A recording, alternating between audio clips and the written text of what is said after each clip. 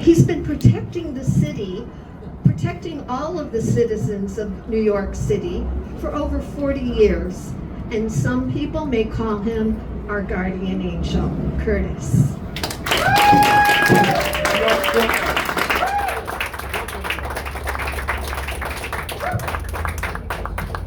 Thank you, Denise, for the invitation tonight and all the members of the club. I want to thank my wife, Nancy, who's joined us here this evening. As you know, a great animal rights activist who has rescued so many animals over the year and adopted them and fostered them out before they would be euthanized by the shelter system. My campaign manager here is James Perrone. James. And Rusat, who is a campaign aide, who will be heading out the door with me at about 7. We have to be up in the Bronx, speak with the Bronx GOP, because one thing we are going to attempt to do in this mayoral election is cover as much ground as possible. And that's something I've always been known for. And if you remember the last time I ran in 2021, did I not warn everybody about Eric Adams? Yes, sir. Yes, you did. Warned. I said we will have chaos and we will have corruption. And everybody said, oh, you're just a sore loser, you lost Eric Adams. And yet everything that I had anticipated he would do, he did, and he put us into the bind that we're in now. First with de Blasio, 8 years that were torturous. Eric Adams 2.0, and now we see the nightmare of Andrew Cuomo attempting to come back after he had destroyed the state and fled because he feared impeachment and indictment. But this mayoral race is going to be very wide in terms of the latitude of the different subjects that will be covered. And first and foremost, people want to know, what are you going to do about the quality of life? What are you going to do about the problem of crime that is plaguing our streets, our subways, and our parks? And it's clear that the Democrats have had their opportunity to deal with that, and they have failed in the process. Of late, they've told us, well, it's your perception of crime, your perception. And yet, there isn't a neighborhood, there isn't a subway line, there isn't a park that I've been to of late in which anybody comes to me and says, you know, Curtis, you're sort of exaggerating this. We're actually in better shape. And you claim we are. No, we're not in very good shape at all. Our police department is at an all-time low of 32,500. Under a Sliwa administration, when I'm mayor, you're going to have an additional 7,000 police that you need. You need them. Remember, it was the Democrats, de Blasio, who triumphantly, with the city council, removed $1 billion from the police budget. They never put it back. Eric Adams never put it back. And yet, mysteriously, he was able to find $5 billion to care for the migrants, which has proven to be a complete disaster for the city of New York. But when it comes to policing, we see that cops... I'd like to introduce myself. I want to take a moment to interrupt the video of our coverage of candidates speaking with the Midtown Republican Club just to highlight this next section. There was a protester at the event who disrupted the entire event, and there may be video clips just showing that incident, and they may misrepresent the totality of what actually happened. My initial thought was I was going to cut out this entire section, but I want to have an accurate record there, including some of the still photos that I took of what did and did not happen. I'm not doing this for sensationalism. I want to make sure there is an accurate record. And I can state clearly that Mr. Sliwa did not move, as you will see in the video and in photos. You will see that no one physically engaged the protester, though they were trying to initiate a physical confrontation with several people. Neither in the event nor outside of the event did anyone engage physically with him. The protester did, in fact, physically engage others, but they did not follow up on that action. After the protester had left, at the request of the owner, the event continued and our coverage continues. I just wanted to make sure that the record was very clear on this and that no one misrepresents the video as being sensational or seeing it as being violent. It was neither of those. Thank you. My name is David Remen. I also am running for Republican mayor of New York City. This man is a rhino. You're out of order. Never Trumper. Not okay. He didn't vote for Donald Trump. It is ridiculous. I was invited to speak at the Donald J. Trump Republican Club in Brooklyn the other day, and it is absolutely disgusting that this man voted for himself for president of the United States. He's never done anything. I am a New York City sanitation worker. Another On day example of a one, lunatic on law. day one, I will reinstate with back pay all city workers. All city workers who never got the jab. This man was for the vaccine mandates. I'm against vaccine mandates. He perpetrated a fraud at the Roosevelt Hotel by saying that he was the leader of the rebels. I'm the one that took it to AOC at the Roosevelt Hotel. I'm the one that shut down the only migrant hotel in New York City. I'm touching it. Few Gardens, New York. This man never was at one rally for the transsexual reading to our children. He's a phony. You should have signed up. He's endorsing five Democrats, including Yang Chu. Look it up, I'm not lying. Yang Chu. You're the reason why Democrats get reelected. Let's go. I'm the real Republican person. Okay. He endorsed. I must sign up to speak. This is someone else's time. Listen to what I'm saying. We'll be glad to hear Yang Chu. We'll be glad to Endorsed Andrew Cuomo, a mayor. The owner wants you to go. He endorsed Yang Chu. He endorsed Bill Wong. We'll have you on the Bill Wong. Over the Republican candidate. He endorsed Mozzie Phillips, another Democrat. This is the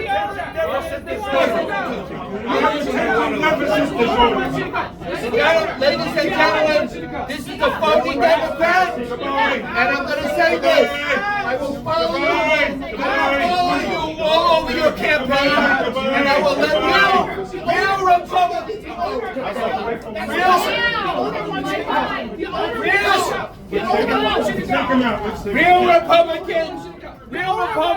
voters that he's a fraud. A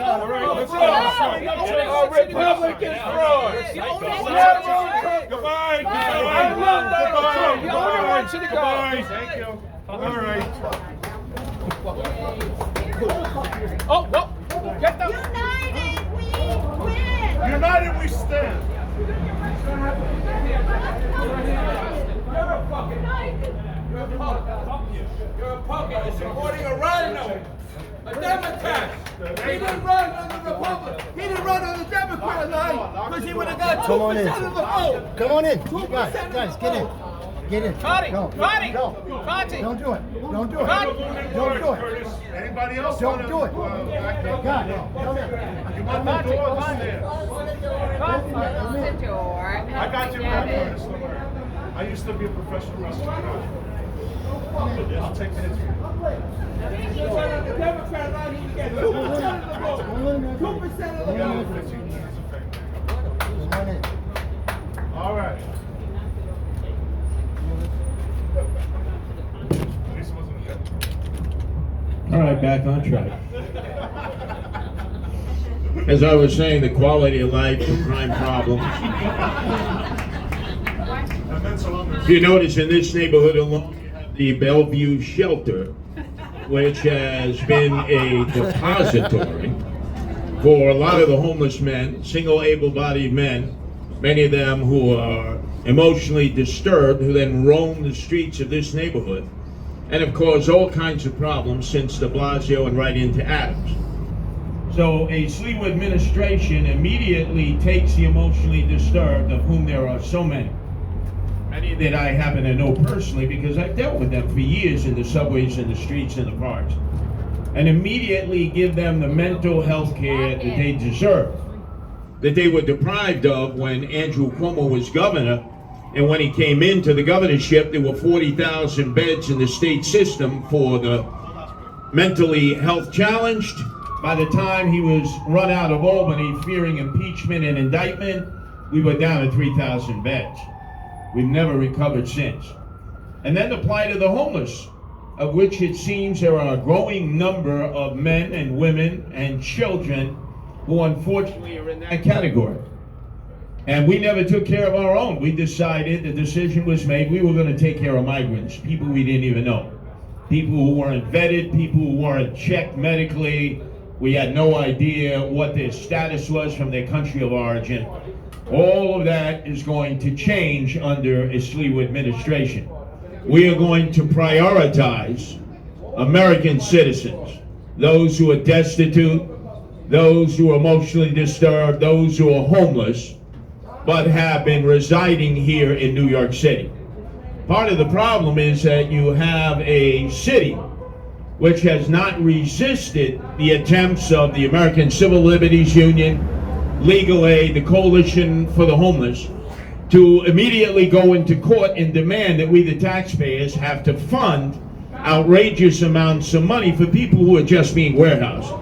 I don't think there's anybody in our city, after living through the 8 years of de Blasio, almost 4 of Adams, and the many terms of Andrew Cuomo, who believe at all that we, in fact, were actually caring for people by finding them a place to live or dealing with their emotional needs. It's all warehousing.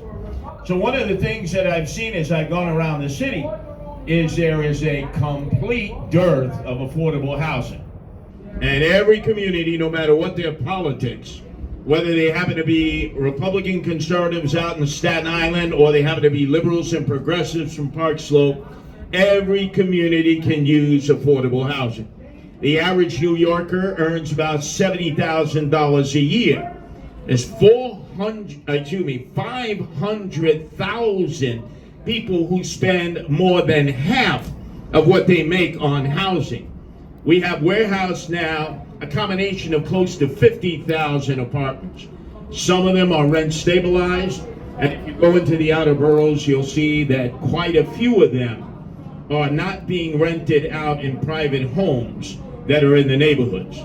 So the problem we have here is not that we don't have enough apartments, but that many landlords have been forced to actually mothball their apartments because they don't think they're getting an equitable rate, and they really think that if they end up with a nightmare tenant, it may take 4, 5, 6, or maybe even 7 years to remove that tenant to tenant-landlord court, especially the small landlords in the outer boroughs who may have a home of two-story, 3 or 4-story. They're under tremendous pressure, and quite frankly, they're thinking of selling what equity they have in the city and leaving. And my whole goal is to have the concept of improve, don't move. We have to keep people here. There has been a tremendous flight, and the Democrats, many of them that are running now for office or running at a state level, have led from Andrew Cuomo to Governor Hochul to even Eric Adams, suggesting that if you don't believe in their philosophy, that you pack your bags and leave. Head to Florida. Well, no. If you're a tried and true New Yorker, you want to stand for what you believe. There's certain concepts that you believe in. And one of those things we're going to address in the most bloated of bureaucracies in the city, which is in the city school system, which is run by the Department of Education. They spend $41 billion. That's more than 1/3 of the overall city budget. And when you look, almost none of that money gets into the classrooms. Not with the teachers, not with the students. In fact, even to this day, teachers are having to reach into their own pockets to be able to spend the money that is necessary to care for the kids. Now, it is ironic that they sent the Department of Education into the old Tammany Hall building behind City Hall, because it's rife with bureaucracy, rife with corruption. And the first thing we have to do is use the Department of Investigation to go in there and cut the enormity of the costs that are not trickling down to the children. 1/3 of our children are considered to be truants, because if you remember during the lockdown and pandemic, it was Cuomo and de Blasio who urged that the students stay at home and the teachers stay at home. And we have a whole generation that has lost years of education, and they are failing dismally. Close to 1/3 of the 4th grade students are not able to read at grade level. 2/3 are not able to do math at grade level. And the statistics are getting more and more dismal as we speak. So you really have to start with the rudimentary problems that plague this city. The Democrats have had their chance. 2 terms of de Blasio, 1 term of Eric Adams, and now we see the return of Andrew Cuomo, which will be an absolute catastrophe. So what do we have to do in order to win mayoralty? Number one, we'll probably have maybe 4 or more candidates who survived the primary process. And again, I want to thank many of you who collected the petitions and got signed petitions for me to qualify. I stood with the Staten Island GOP, which actually put in 5,500 signatures alone on my behalf. And there will be many, many more thousands that have been processed and will be coming in from throughout the boroughs. Manhattan here, where I heard people were screaming my name on corners and getting people to fill out the ballots. That's right, running for city council. You got a very tough job, but know that you are out there doing a great thing, because if we don't have a viable 2-party system, as Denise said, you're going to have a one-way route of corruption in which there is no checks and balances, no 2-party system. So what I intend to do is lead by example. Main thing is, the mayor of the city of New York has to go into each of the city councilmanic districts. You have to meet with the socialists, the liberals, and progressives. When you go into their district, you actually have a one-on-one conversation and talk to them about what are their needs in their district. Because what really is the desire of a council person is to get discretionary funds, to get capital improvement projects in their districts. You're never going to be able to be at war with the liberals and progressives and the Democratic Socialists of America in City Council, because they have a veto-proof majority. Likewise, you have that in the state legislature, in the assembly, and the state senate. So I could say I'm going to be a tough guy, I'm going to stand up to them, I'm going to argue against them, but that only gets you so far. I'll be more than happy to name and shame the individuals who are preventing this city from investing in its recovery and having safe streets. We have to deal with Alvin Bragg, because as Alvin Bragg goes as our district attorney here in Manhattan, so go the other DAs in Staten Island, in Brooklyn, in Queens, and the Bronx. So when he actually cuts loose the criminals, which he does on a regular basis, because of the no cash bail system that Andrew Cuomo actually doubled down on just 2 weeks ago. He actually said, no, I thought no cash bail was a good thing. And I'm a supporter of no cash bail. And you say to yourself, how can you be a supporter of no cash bail? No cash bail has put us in the dilemma that we are. And you can't pretend to be a law and order guy who's going to support the police and support putting people on a Rikers Island. That's another major problem that a mayor is going to have. And when I'm your mayor, we're not going to be spending billions of dollars as we are now in these community jails. So you have a community jail in Chinatown now that's going to cost $2 billion. A community jail in Brooklyn, $2 billion. Queens, $2 billion. The Bronx, $2 billion. $8 billion, and the price tag is growing. And guess what? You'll only be able to house 4,000 inmates. You have a total of 7,000 inmates on Rikers Island now. What are you going to do with the additional 3,000? Well, if the Democrats have their way, they'll cut them loose. They'll turn them back into the streets, which will lead to more chaos and more anarchy.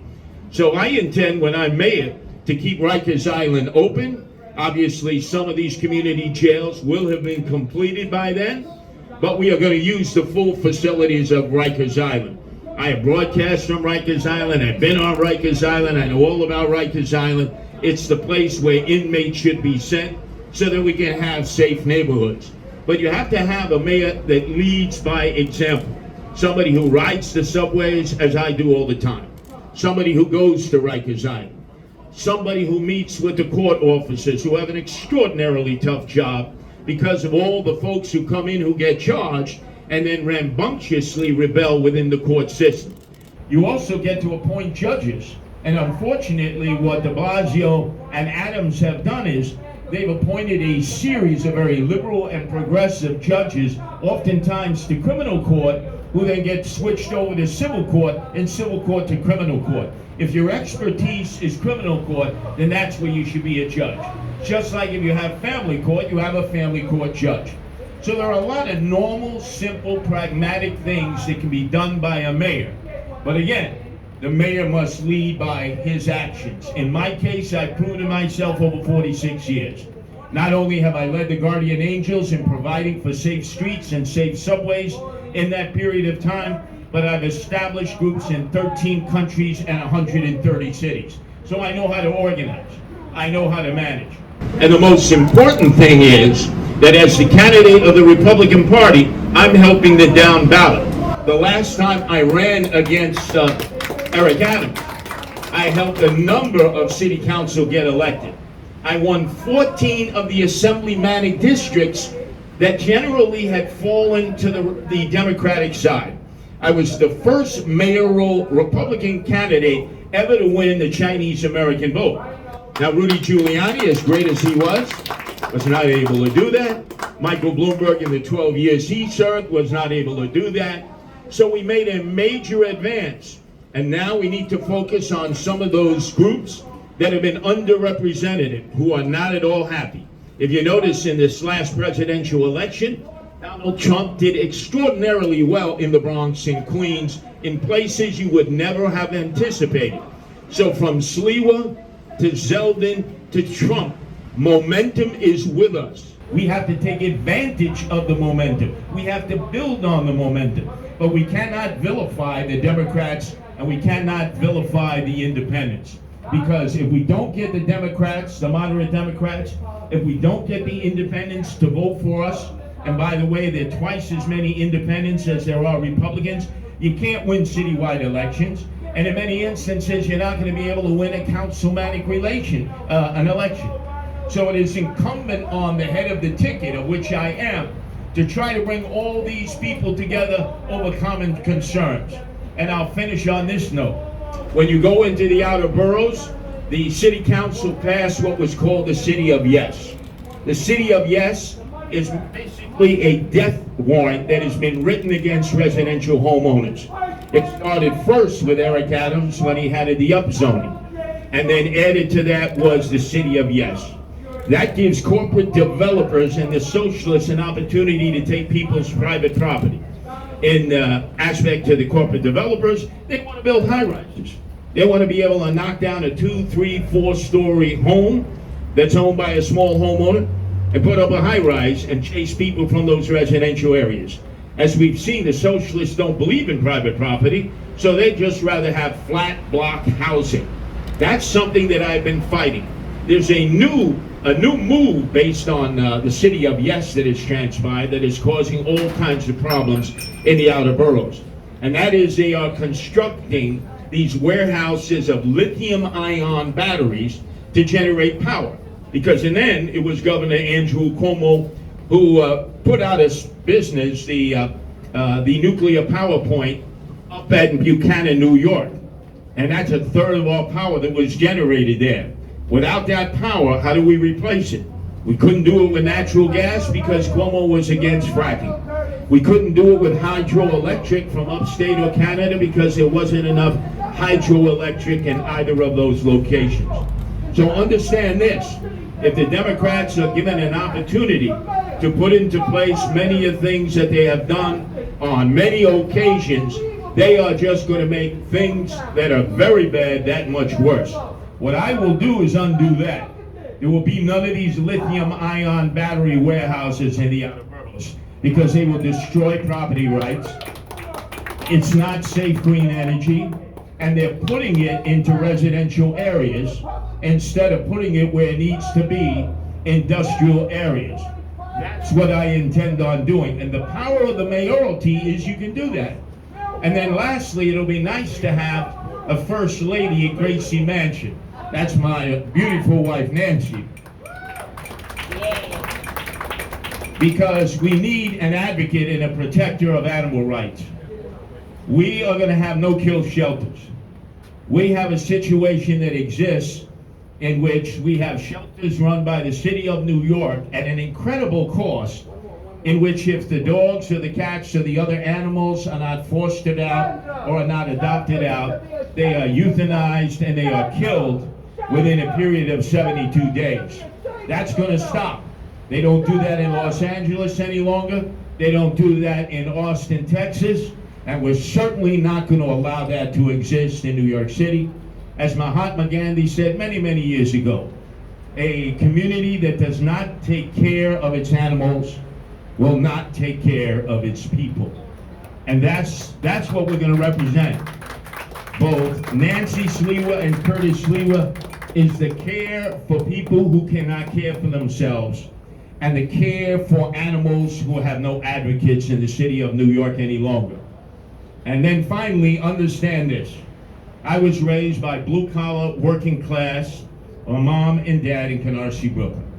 My dad was a merchant seaman for 50 years. And oftentimes when we go down to the Bowery, in which he knew many of the seamen who were down on their luck, my father Chesty used to say, Curtis, there by the grace of God go you. You should never disparage these people, never make fun of them. Talk to them.